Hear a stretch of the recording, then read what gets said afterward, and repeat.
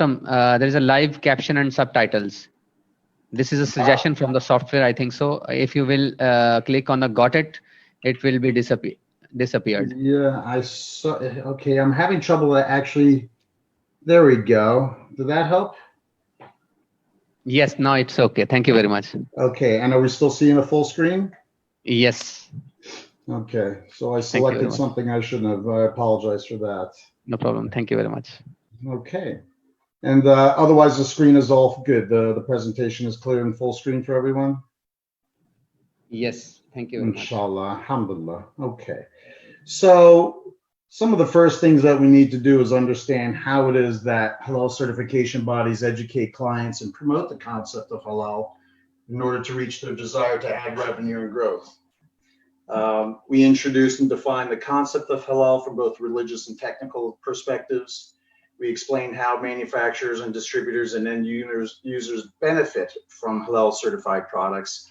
We discussed the opportunities for halal product sales beyond one's own borders, and we meet halal export certificate documentation needs. These are some of the elements of Halal 101 for our clients to understand how it benefits them and what the intention is, and to understand their needs. We demonstrate our halal credentials and accreditations and affiliations. It's always important to be able to show your expertise and your experience by your affiliations, such as us being a founding member of the World Halal Food Council based in Jakarta. We uphold the halal assurance standards for all global markets. As we know, they vary from country to country and region to region. So Malaysia has JAKIM standards, and Indonesia has MUIS, Singapore has MUIS, and the Philippines has their own. We have many respectful mutual recognition relationships with credible, well-established certifiers from around the world as well, from Australia to Pakistan, Brazil to the UK, South Africa to Vietnam, and everywhere in between. So it is a collaborative effort. Now here's a question. Is halal certification just a business? Well, on the surface, it would certainly appear to be, wouldn't it? Is it a religious obligation? Absolutely. This is why I'm in this business. If I didn't feel it and believe it because of my deen, I don't think I'd be in this industry. It is a religious obligation. We need to do this not just for our brothers and sisters, but also for others to understand our religion. Is it both? Absolutely. Is it dawah? Yes. As the brother explained, much of my experience in community involvement is about explaining what Islam is. And I'm very comfortable having a conversation with anyone on a plane, in a supermarket, in public, in private, wherever, whenever, to explain what Islam is without proselytizing. It's not a matter of teaching and trying to convert people, but it's an explanation, it's a presentation, it's an opportunity for not just us to share our religion, but for others to import. And in this day and age, it is so very, very critical. And I think this is an important element that we sometimes don't realize, that it's right there in our hands. So therefore, it's all of these. A religious obligation, it's a business because we have to manage people, staff, and overhead, and generate contracts and service agreements and relationships in that regard. And of course, it's a dawah opportunity. So the growth and importance of halal certification globally. Why is halal important? And to whom? Is it just for Muslims? Why is it important for local and overseas markets? Can every country actually produce everything they need in order to consume, whether it be meat and poultry or ingredients to make other products, basic goods, and even non-consumable goods? So we know it's a way of life for consumers, Muslim consumers, and it's an important marketability strategy for manufacturers and product brand owners. Are they seeking it because their customers are asking for it, or for their own purposes to add to their other certification credentials? Many times clients will come to us and say, my clients need halal certification. What is it? What do I need to do? How do I obtain it? Is it complicated? Is it important? What do I need to know? Do I need to be Muslim to provide halal goods? So it may be for that reason, because they're being entertained by their clients who need it, or they say, you know what, this is an opportunity for us to add to our list of credentials. This is an important industry. This is an important certification to have for our products. So we want to promote that this is a way to sell our goods. So it's often a blend of both things, because there's a need by their customers and because they see the value in it themselves. So we ask them the big picture questions. What is your role in the supply chain? Or how far do you want your own proprietary product brands to reach? Is it just for a local market, or is it global? Does the client's entire organization, from sales, marketing, and operations, quality assurance, legal, and regulatory, understand the product selling points and the intended markets? Who are their buyers? Who are the further processes that use their goods? What countries do they want to go to? And the consumers. Once again, this is a form of education. We're here to educate and make sure they understand the requirements and the purpose and the big picture realm of global statistics, insight into the minds of Muslim consumers worldwide, and we share our own cultural and ethnic experiences. I have been truly, truly blessed to have the opportunities that I've had, being born overseas, to having grown up and lived in America, to have the opportunity. I've traveled from India and Thailand to Indonesia, Brazil, globally. It's really been a cultural experience that we need to respect each other for. Absolutely 100%. So let's give them the information that they need. Let's make it something personal for them as well. But with companies, there's so many different levels.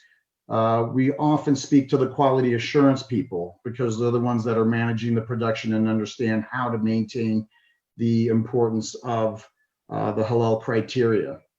But there's also sales aspects. There are people who are dealing with the legal aspects of contracts, people who are doing the regulatory to make sure all laws and regulations are followed. So we're welcome and happy to explain this to all levels of their organization. We introduce and define the concept of halal from both religious and technical perspectives. We explain how everyone benefits from this. We discuss the opportunities for the sales, as we've said before, to reach beyond their own borders. And we talk about the certification documentation needs.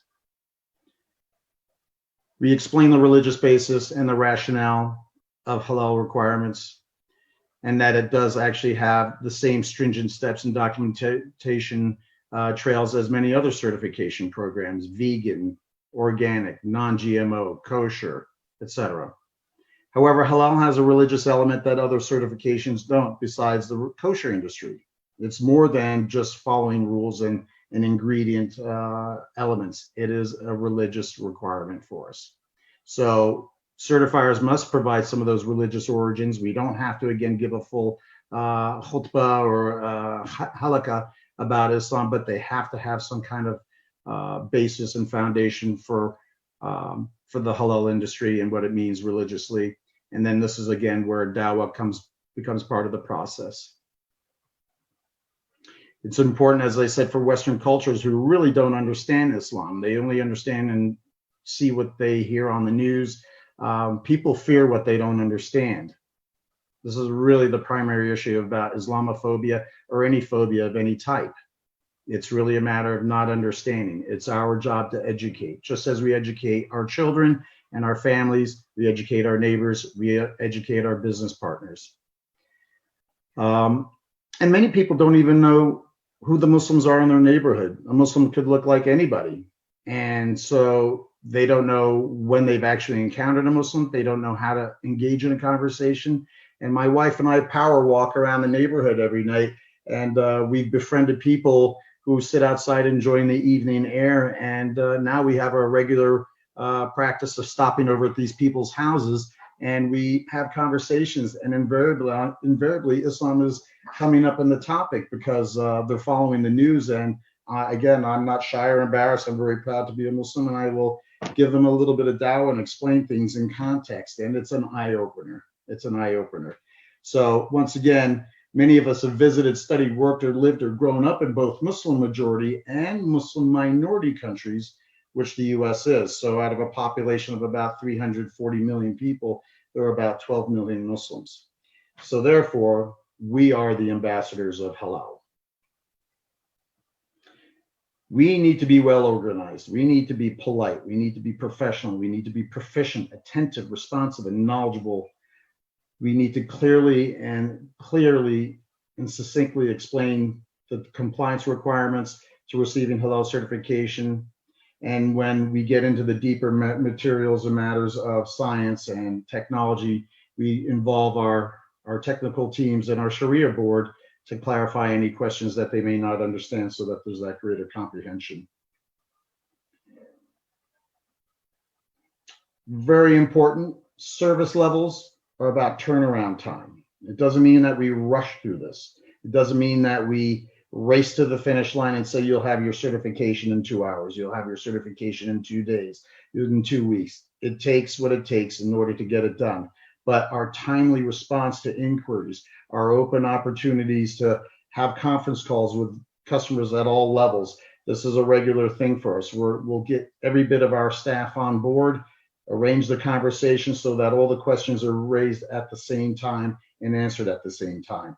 We explain halal compliance, we explain the halal assurance systems, and we make sure that they're in place before we embark on our actual product reviews and our audit visits. And most importantly, ongoing communication. Turnaround time counts. We follow up with documentation, bullet points, summary actions. We have a phone call, we summarize it. Takes out the guesswork, and we're all on the same page. I like to use topic headers, underline, bold, break out the sections, talking about the service agreement application stage. We talk about the product review stage. We talk about the visit stage. We talk about the invoicing, the payment, and the final halal certification that they'll receive in their hands. And then we also make sure that we raise points that may not have been discussed for further thought. Anticipate and answer the unasked questions, one of my favorite credos. I may have duplicated a page here, I apologize. Ongoing support. Changes in the industry happen fast. Leading halal certifiers are at the head of the pack when manufacturing industry developments and innovation requires new rulings. Information is shared with the client base through the halal certification body's website, blogs, and direct contact with key client contacts. We've had a very big push in the last year with our updated website, which I do encourage and welcome you to visit at www.isahalal.com. And we have an excellent section for blogs and information from everything from cosmetics and ingredients to halal food during travel, halal tourism, halal meals in the prison system, halal meals in the school system. The blogs are very exciting and we post them every week. So we hope you'll be able to take a look at those yourself for a little bit of self-education. And please do reach out to us if you have any questions. Maintaining strong rapport with client personnel at all decision maker and hands-on production levels. Stay in touch, keep it polite, keep it professional, and the next thing you know, you have an excellent relationship for years to come. Understand what they produce, take an interest, understand where they want to reach their products with. Speak to those unique factors when the industry changes come about. Something has taken place that may affect your shipment to these countries. Something may take effect where now something is determined haram. Is E120, the red coloring, acceptable in these markets? We need to make sure that anything that involves their products is still going to be compliant for their markets. We provide an orientation to new client staff contacts when they come on board. There's always change. Next thing you know, you have a new halal quality assurance person, and we give them a little tutorial and assistance to understand not only the technical aspects, but what it means to be halal. So while we educate our customers, buyers, and consumers and the general public, at the same time, we put our best face forward, right? As Muslims, who are we? This is who we are. We're just like everybody else. We smile, we wake up, we brush our teeth, we eat, we have families, we have parents, we have children, and most importantly, our behaviors will reflect this. and that we are good because this is part of our deen. This is our responsibility. Open hearts, open minds, open ears, open eyes. Okay. And so when we project ourselves as positive professional in our behavior, it's noted, and the relationship continues. And so is that not dawah? Absolutely. Behave as a good Muslim, be appreciated as a good Muslim. So certification as a means of dawah also means that we explain the critical elements of a Muslim's life as prescribed by the Quran and the Hadith. Much of it's biblical. I had this very conversation last night with someone who didn't understand the Prophet Sidi Isa sallallahu alaihi wasallam's role in Islam and what some of our practices are. They asked about the differences between Sunni and Shia and Sufi. I said it doesn't matter. We're all still Muslim, and that we follow and respect and revere all the same prophets from Abraham onwards.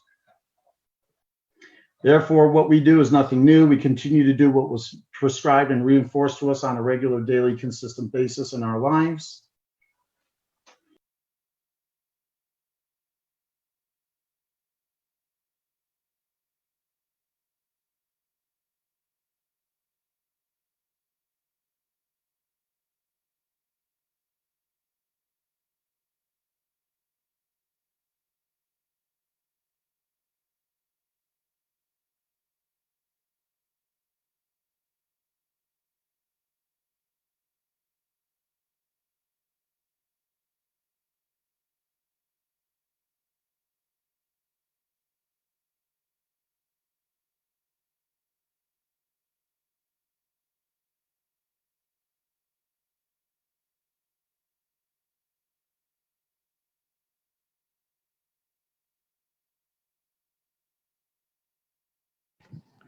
Uh, brother Abu Munir, your mic is off. Where did I lose you? Just now on the Yes, screen? it's okay now. Yes, you are on Okay. screen, but mic was off. Okay, I apologize. I think my hand on my mouse, it's a bad habit. We can't let go of these things. It's an extension of our hand. We sleep with our mouse as well, and sometimes we think it's our phone. But Thank you in very any much. case, if you didn't hear me on this last screen here, it's basically did you hear the part about the cookies? Did you hear about the part about junk food? I apologize. If you didn't, as I said, ingesting and consuming the foods that are healthy for us is a way to take care of our bodies. Junk food is prolific in the world. It's very easy to buy a bag of chips in the stores and to eat that as a snack. It's not good for us. It may be halal, it may not have haram ingredients. So that's where it becomes your choice to consume it or to do it in moderation. So as I was saying, I get to have one cookie a day, and if I sneak an extra one, my wife is right on top of me. So behave. And as we come towards the end here, as a Muslim service industry serving manufacturers, product brand owners, and halal consumers, it is our duty to be full service providers. It is our role to be professional. It's our obligation to represent Islam in the positive manner that we know it to be. And it's an expectation that we abide by Islamic principles for our clients and, of course, to our ummah. Blending these practices will leave others with the best impression of what value-added service is through respectful behaviors that create lasting relationships. So once again, this has been a presentation that brings a different perspective to Islam, a different perspective of the halal industry and for certification. Yes, it is a business. Yes, it is a religious obligation. And yes, it is a form of dawah. And it's a measure of confidence for all consumers. Certifiers are held to that purpose. So thank you for allowing me to present this presentation in just about half an hour, and I'll be happy to try to answer any questions you may have. Jazakallah khair.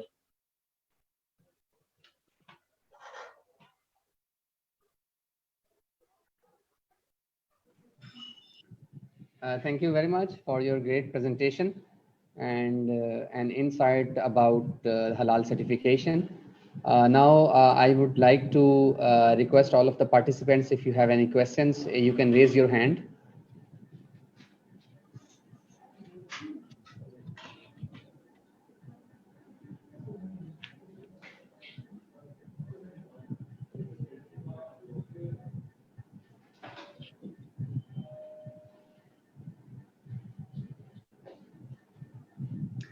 I think it was self-explicit. It was very natural and common sense, I suppose. But hopefully, if there's any questions, people could also contact us at